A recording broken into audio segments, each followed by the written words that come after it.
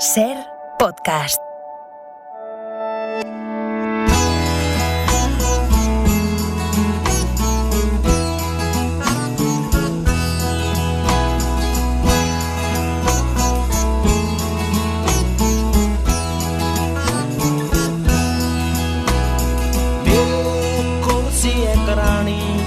शायद मैं कहमा ओदे कुर्सी में ओने ओदा कमरा दुखा लिया है नी ये अच्छी नॉर्वेजियन लकड़ी ओने क्या रहना था मैं जा जित भी दिल मर्जी मैं आले वाले दिन क्या कोई उठे कुर्सी नहीं सी मैं तुई ते बह गया समा सोच के ओदी शराब पी के असी 2 बजे तक गल्लां कीतियां फे ओने क्या सौन दा समा हो गया। Ramón Lobo, buenos días. Muy buenos días, ¿cómo estás tú? ¿De tu salud? Bien, la garganta va un poquito mejor, la de Lourdes también, así que creo que salimos del hoyo. Esto del COVID es complicado, ¿eh? A cada uno le afecta de manera distinta y con un periodo largo. Sí, parece que los que caen ahora tienen una recuperación más lenta. Oye, te has hecho el eje Berlín-París, estás en París ahora, ¿no? Sí, ahora estoy en París, llegué ayer en medio de un tormentón tremendo, pero aquí estoy en París hasta el miércoles. Vamos a hablar un poco de Berlín primero, cuéntame tus impresiones. Sí. Bueno, una ciudad, yo no la conocía, porque como yo solo he ido a ciudades destruidas, ahora estoy descubriendo las ciudades construidas, que están mucho mejor. Y la verdad es una ciudad muy bonita, muy espaciosa, con muchos espacios verdes. Incluso las zonas donde los edificios están más cerca, da sensación de espacio, de que corre el aire, mucha bicicleta. Y eso que es el país que fabrica, uno de los principales fabricantes de coches. Y te demuestra que Madrid, el alcalde que tenemos, va exactamente a la dirección contraria a la que va todo el mundo. Ahora hablamos de esto cuando hablemos de París, pero mira, ayer teníamos en el programa un reportaje de una visita al Valle de los Caídos con un sociólogo alemán, un sociólogo urbano, que hablaba de cómo la arquitectura también refleja el pasado de un país y al visitante no se lo explica, porque el visitante que llega allí como turista de repente se encuentra con esa arquitectura y no interpreta lo que significa. Hablamos del Valle de los Caídos. ¿Tú en Berlín entendías la historia a través de los edificios que veías? Sí, aunque hay mucha gentrificación, pero por ejemplo en muchas zonas de la ciudad te encuentras plaquitas, eso pasa también en Viena, en el suelo, donde están los nombres de los judíos que fueron deportados hacia Auschwitz, Treblinka y otros campos, y indica las fechas y el campo en el que murieron. Y te encuentras a veces algunas de estas cuadraditos o placas en el que ves toda una familia. La tragedia está en el suelo y está en el aire. Hay algo que no se olvida, o por ejemplo en Valle, que son las ciudades francesas claves en el desembarco en Normandía, hay una plaza que se llama la Plaza de los Deportados. En cambio aquí estamos todavía con la Plaza del Crucero Baleares. ¿Y París? ¿Qué te ha parecido París, Ramón? Yo te voy a dar mi impresión. Yo estuve la semana pasada unos días y hacía un par de años que no iba, y me daba la impresión de que la ciudad ha avanzado mucho más, desde luego, que en Madrid, hacia un tráfico sostenible y hacia una civilización urbana mejor, digamos, ¿no? Claro, trabajamos en Gran Vía y estamos acostumbrados a la masificación, pero hay muchas veces que, desde luego, en una ciudad como Madrid vemos atascos incluso de taxis y de VTCs. En París parece que se ha fomentado de una manera tremenda el transporte individual sostenible, eléctrico. Hay tiendas de bicis por todos los lados, se ve que se promociona el movimiento en coches eléctricos, en pequeños coches eléctricos, en bicicleta, y se ha limitado mucho más el tráfico. ¿Te da a ti esa sensación? Sí, claro, París con Anne Hidalgo ha caminado como otras muchas ciudades francesas y europeas, ha aprovechado la pandemia para ampliar no las terrazas, sino los lugares de ocio donde los peatones pueden caminar y también pueden tomarse algo.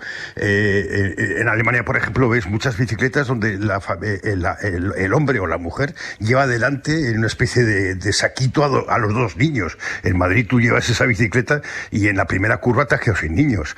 Es un concepto completamente distinto de ciudad, donde incluso el reparto, de que en Madrid vemos el centro que está invadido por camiones de reparto, se hace en bicicleta, eso se hace en Ámsterdam. Es repensar por completo la ciudad, que sea mucho más verde, mucho más amable, mucho más lenta, porque uno de los grandes arquitectos, que ahora voy a pronunciar mal del mundo, que es Richard Gere, que es uno de los grandes urbanistas, dice que cuando tú caminas, oyes cosas, hueles cosas, y cuando vas en coche a 50 kilómetros por hora o 30, no te pierdes todo eso. Es recuperar un poco la urbanidad y el contacto de la gente. Es curioso esto que dices, porque yo también me di cuenta de que en los días que estuve no vi ni una sola furgoneta de Amazon y no vi ningún taxi, por ejemplo, parado esperando a ver si cogía un cliente, que es una cosa que yo creo que ya se ha quedado un poquito antigua, ¿no? ¿Qué de cosas se pueden hacer en qué poco tiempo si las políticas son las adecuadas? Sí, y además incluso en muchas ciudades europeas no hay un problema de derecha o de izquierda. Es un acuerdo total en el que los coches, por ejemplo, el transporte público francés y en Alemania funciona muy bien. En Madrid, por ejemplo, parece ser que se ha quitado transporte público. Dicen que para ahorrar electricidad. En vez de ahorrar en comisiones, ahorran en electricidad. Y entonces, claro, si la gente tiene dificultades para usar el transporte público, y es un problema de educación también, que se educa desde los colegios. En Alemania, y supongo que en Francia también, hay una gran concienciación desde los colegios de cuidado del medio ambiente. Pero claro, para ellos es muy importante, porque ellos son los que lo van a sufrir. Nosotros ya lo estamos sufriendo, pero ellos van a sufrir un mundo mucho peor. Yo me acuerdo cuando hace muchas décadas, hace 30 años, escuchábamos, ¿no?, los verdes en Alemania, y en España pensábamos que son los verdes. Hay un partido que es verde, ¿por qué se llaman los verdes, no? Bueno, oye, vamos a escuchar un poco de música para hablar de otra historia, mira. Vamos. En el pleno calor, la cosa comenzó. Cerebros de cañón desgarraban el sol. La sangre de Sevilla y Guernica secó. Europa se ahogó en el horno español. ¿Qué es esto, Ramón? Esta es una canción dedicada a la 9, la célebre compañía española que fue la primera a entrar en París. Es una composición de Serge Uche-Rollo, y es una maravilla de canción que habla pues de la guerra civil, como fue de alguna forma el laboratorio de lo que vino después. Y yo me quedé muy emocionado. La 9 siempre me ha emocionado mucho. Aquí en París, en el ayuntamiento, hay una placa. Y cuando estuve en las playas de Utah y de Omaha hace unos días, me di cuenta que por Utah desembarcó la 9, porque desembarcó unos días después del día D el general Leclerc, que con su división, que es la que tomó París. Y ahí en esa playa desembarcaron los republicanos de la 9. Se cumple mañana 78 años del desembarco de Normandía, el día D, el 6 de junio del 44. Fuerzas aliadas desembarcaban en las playas de esa región francesa para liberarla de los alemanes. Esa operación está considerada como la más grande de la historia a nivel militar. Permitió el avance de las tropas aliadas hacia regiones cercanas. En agosto de ese año llegaban a París para salvarla del dominio nazi, y sin duda es una fecha que cambió el rumbo de la historia. Es un lugar que todo el mundo debería visitar, Ramón. Yo no sé si era la primera vez que estabas, pero me gustaría que me contaras tu impresión al pisar un sitio en el que, sí, pues murieron creo que 4.400 soldados solamente en ese día. Sí, los que han visto el soldado Ryan, quizás es los minutos de desembarco de la película, es lo que hubiera filmado Robert Capa, sin vez de tener una cámara, hubiera tenido una cámara de fotos, vamos, de películas.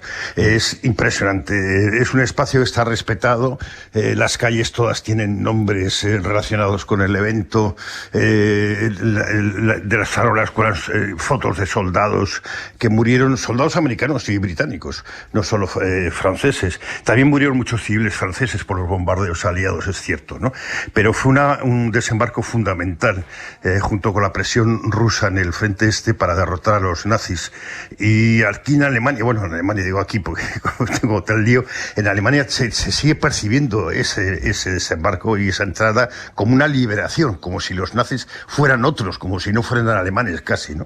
Y eso es un problema también de educación en las escuelas y de aceptación de quiénes son los buenos y quiénes son los malos, algo que en España todavía no lo tenemos claro.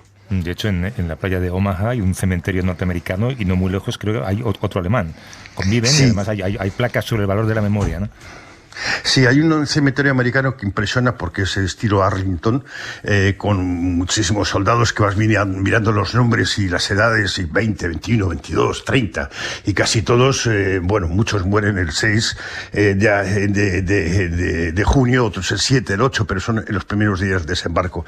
Y un poco más allá, no muy lejos, en coche, tienes un cementerio alemán, lo cual tiene dos valores: el respeto al enemigo. Al muerto, el enemigo, se le entierra y se le respeta. Eso es un cementerio que también impresiona mucho por su sencillez. Y no sé, a mí lo que más me sorprendió de los museos que hay, por ejemplo, en Omaha hay un museo, también en Utah Beach. En el Museo de Utah Beach, la única referencia a España, aparece una foto de un señor que se llamaba Paco, que nos gobernó durante 40 años, que está ahí con otro señor que se llamaba Adolfo. Es la única referencia a España. Desgraciadamente no llega a haber ninguna referencia que también pasaron otros españoles por esa playa, que sean los republicanos de la 9. Eso te iba a decir, es la playa donde desembarcó la 9, ¿no? Sí, allí desembarcó. La 9, junto a otros muchos comunistas o socialistas españoles republicanos que lucharon en la resistencia, hay muchos nombres de personas, de hombres y de mujeres, que no están en nuestra memoria y deberían estar. Bueno, pues vamos a darle una vuelta a esto cuando tengamos un rato. Creo que son cosas para pensar, cómo nos enfrentamos a nuestra propia memoria y cómo construimos un país entre olvidos o entre recuerdos. Son dos maneras de escoger. Vamos a poner otra música que nos lleva a un lugar muy distinto. Vamos. Un paso me voy para siempre, un paso fuerte, un paso hacia adelante. Dos pasos me voy sin mirarte, tan lejos pisé. Dos pasos y ya te olvidé. Nosotros siempre intentamos aquí, Ramón, hablar de esas páginas de información internacional que no existen, o de las que se habla demasiado poco. En Río de Janeiro, en Brasil, se está viendo cómo la muerte campa a sus anchas en algunas de las favelas. La última operación policial, el 25 de mayo, dejó un saldo de 11 muertos en Vila Cruzeiro, al norte de la ciudad. La pobreza y la exclusión son caldo de cultivo ideal para la violencia y para la droga. Son problemas endémicos en grandes urbes de aquel país en la que apenas ponemos los ojos, ¿verdad? Sí, y además todo esto hay que tener en cuenta dos cosas: que gobierna Bolsonaro, con lo cual favorece ese tipo de actuaciones policiales, la policía militar, y el día 2 de octubre hay elecciones, y en esas elecciones es favorito Lula. Es tan favorito que podría ganar en la primera vuelta. Entonces, este aumento de la violencia policial en sitios que ya son violentos por sí, no sé si tiene algo que ver con la preparación de un ambiente que pueda estropear las elecciones. Vamos a ampliar esto con la periodista Valeria Sacone, que es corresponsal de la televisión internacional France 24 en Río de Janeiro. Son 5 horas menos y está en directo, así que te lo agradezco mucho. Valeria, ¿cómo estás? Buenos días. Buenos días, aquí. Otra masacre en una favela de Río, decíamos, en Vila Cruzeiro. 23 muertos a manos de la policía militar. Esto ocurre cada vez más a menudo, Valeria. El último año ha sido especialmente sangriento porque, de hecho, en mayo del año pasado hubo la peor masacre en una favela en Jacarezinho con 28 muertos, y ahora en Vila Cruzeiro son 23. Y el guión parece ser siempre el mismo. Entra la policía, comienza disparando, ejecutando. La policía siempre alega que fue atacada, entonces que fue legítima defensa. Pero nunca se realizan pericias de verdad, no hay pruebas fehacientes. Los policías normalmente llevan los cuerpos al hospital diciendo que están heridos, pero muchas veces salen de la favela ya muertos. Entonces no hay pericia de ningún tipo y reina la impunidad. Otro argumento que siempre sale en los medios de comunicación es algún portavoz de la policía diciendo que la mayoría de los muertos tenían antecedentes criminales, ¿no? Como si eso fuese parece una razón suficiente para entrar matando. Y los defensores de los derechos humanos siempre alegan, sí, pero esto solo acontece en los barrios pobres, en las favelas, nunca en un barrio como Ipanema, por ejemplo, ¿no? Un barrio turístico de gran poder adquisitivo. Y hay un dato un poco así escalofriante, y es que disculpa, la mayoría de las víctimas de las operaciones policiales siempre tienen el mismo perfil: joven, negro, pobre, de una favela o de un barrio periférico. En el caso de Río de Janeiro, el 86%. Qué horror, es que estás hablando casi de depuraciones y ejecuciones sumariales sin ningún tipo de juicio. Porque de hecho el presidente Bolsonaro aplaude estas operaciones, ¿no? El presidente Bolsonaro aplaude esta operación. El gobernador Cláudio Castro de Río de Janeiro dijo que no hubo una masacre, que simplemente fue una operación correcta. Hay que decir toda la verdad. Hasta ahora, desde que el país se redemocratizó en los años 80, no ha habido ningún presidente, ni siquiera Lula, que haya luchado contra ese tipo de actuación de la policía, que es complicada porque la policía, especialmente en Río de Janeiro, que es considerada una de las más letales del mundo, tiene un histórico de corrupción y de propia implicación muchas veces en el tráfico de drogas y en negocios ilícitos. Entonces, recordamos que las grandes pacificaciones, entre comillas, operaciones para controlar el territorio, por ejemplo en el Alemão, en varias favelas de la zona sur, zona sur de Río, quiero decir, antes de los eventos como los mundiales de fútbol de 2014 y los Juegos Olímpicos de 2016, fueron realizados durante los gobiernos del Partido de los Trabajadores con Dilma Rousseff, la expresidenta que luego fue alejada del poder con un impeachment. Entonces, y es curioso porque en ninguna campaña electoral desde que yo estoy en Brasil, que son más de 8 años, he visto que la seguridad y también la actuación de la policía es considerada una prioridad. ¿Tú crees que esto tiene algo que ver con las elecciones de octubre? Porque se habla, pues que si, bueno, Bolsonaro está sacando todo el rato el voto electrónico, desacreditando el funcionamiento electoral. Hay medios que hablan incluso en medios académicos, de un posible golpe, ¿no? ¿Tú crees que esto tiene que ver con el calentamiento militar de las elecciones? Bueno, es una situación muy compleja, voy a intentar simplificarla. Sí es verdad que cada vez se oyen más, digamos, voces oficialmente en el medio académico y también en los periódicos que hablan incluso de cómo se podría implementar el famoso golpe de Bolsonaro, a través de cuáles órganos públicos. Y una de las teorías es que Bolsonaro se va a apoyar en las policías militares que dependen de los estados, de los 27 estados federados de Brasil, porque en el ejército no tiene suficiente apoyos. Entonces, estas policías muchas veces están aliadas con las milicias, que son unos grupos paramilitares que funcionan una mezcla de mafia, que hoy en día nació originariamente para luchar contra el narcotráfico, pero hoy en día venden drogas, venden gas en las favelas y controlan el 60% del territorio en Río de Janeiro, según datos oficiales de las ONGs que estudian la criminología. Entonces, esos grupos, esas operaciones, hay una teoría de las personas que se dedican a estudiar esto, que se están haciendo en favelas del Comando Vermelho, el Comando Rojo, que es la principal facción del narcotráfico, para dejar a la milicia cada vez más fortalecida. Hay un dato objetivo: en todos los territorios dominados por las favelas, por la milicia, en muchas favelas, en 2018 ganó Bolsonaro. Y hay otro dato de esta semana, que el gobernador Cláudio Castro ha anunciado que va a dar armas a 10.000 policías militares retirados en Río de Janeiro. Y esto está siendo analizado y visto en clave por algunos especialistas como más un paso hacia el golpe. Claro, todo esto que cuentas tan maravillosamente, Valeria, nos hace recordar que mucha gente se toma casi a broma personajes como Bolsonaro, pero lo que está pasando es consecuencia de esa votación y de esa llegada al poder de gente como él. Es el cuarto país del mundo que más defensores de los derechos humanos mata y también quedan muy arriba en el ranking de libertad de prensa, ¿no? de pisoteo de la libertad de prensa. Sí, la situación se ha degenerado bastante en estos casi 4 años de gobierno de Bolsonaro. Lo vemos a diarios, por ejemplo, los propios periodistas internacionales hemos sufrido agresiones por parte de bolsonaristas en manifestaciones. Yo misma tuve que ser rescatada por la policía y yo he visto delante de mí colegas siendo hostigados. Y sí, la situación no es fácil. Se esperan unas elecciones muy polarizadas y también incluso muy violentas.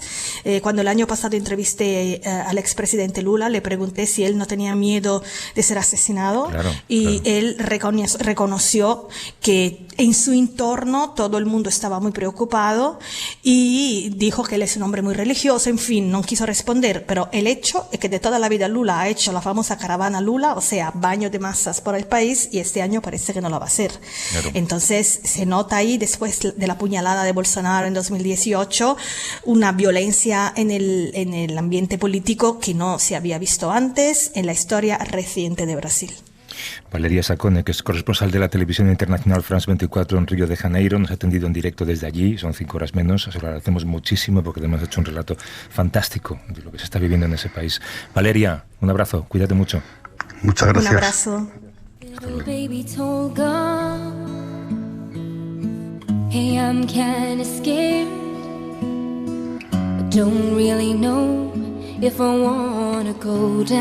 pues para que piense que los Trumps y Bolsonaros y otros muchos son accidentes de la historia, creo que esta conversación nos pone en nuestro sitio, ¿eh?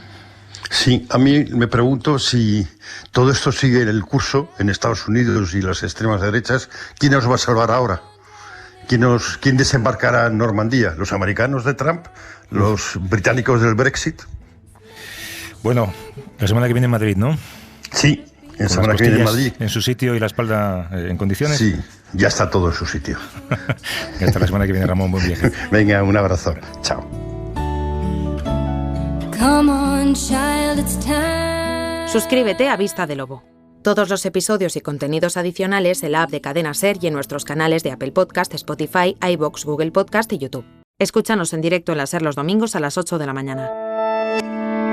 Cadena SER. La radio.